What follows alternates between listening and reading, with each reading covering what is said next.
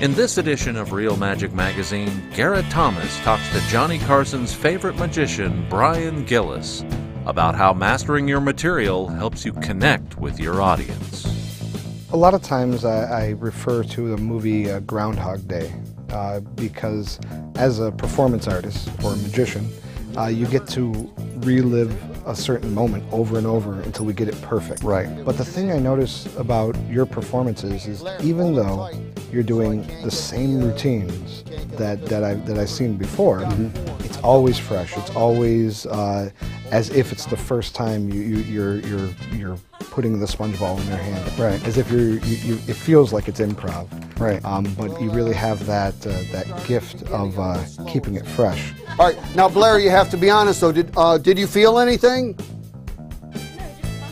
But you didn't feel anything? I hate women say that. Like, well,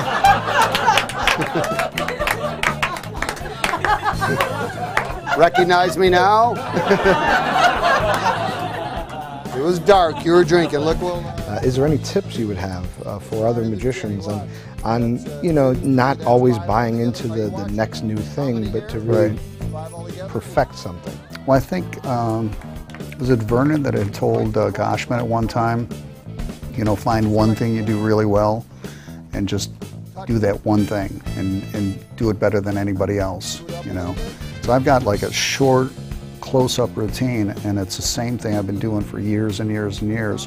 But it's always fun because it's always different people and different reactions. And but I'm aware, I've got my awareness of what everybody's doing, where they're looking, and so my angles and everything are always covered. So it's just doing it over and over for people, not just doing it in front of a mirror or anything like that. It's because there's not a response or a statement or anything that I haven't heard now. So I can handle anything. Also in issue 41, Tyler Erickson helps you create stronger magic, discussing the importance of motivated action and the center line.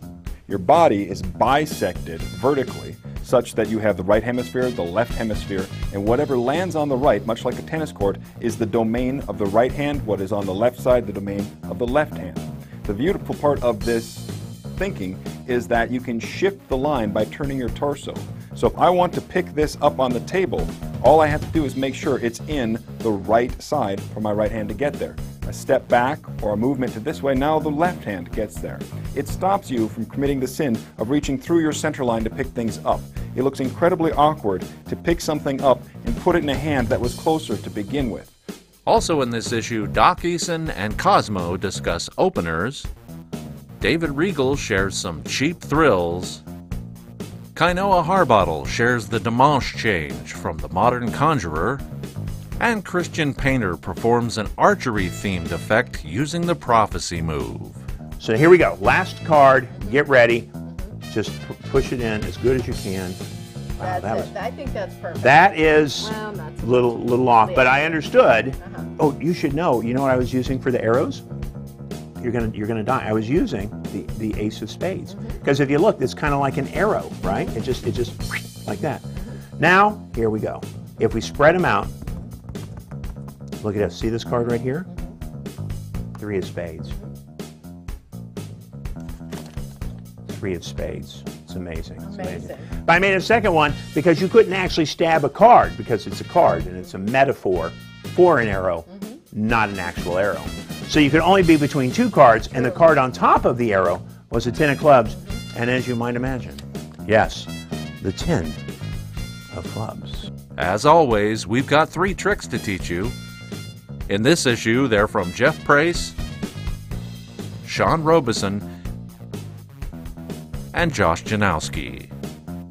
So I'm going to give you the 2 red jacks, and I'm going to hold on to the 2 black jacks. Now if I just wave my hand and give my fingers a little bit of a snap, that leaves me this time with the red jacks, and of course you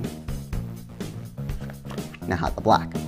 So we're going to mix things up. We'll go red, black, just like so. Again, if I just wave my hand and give a snap of the fingers, suddenly the cards separate to blacks and red.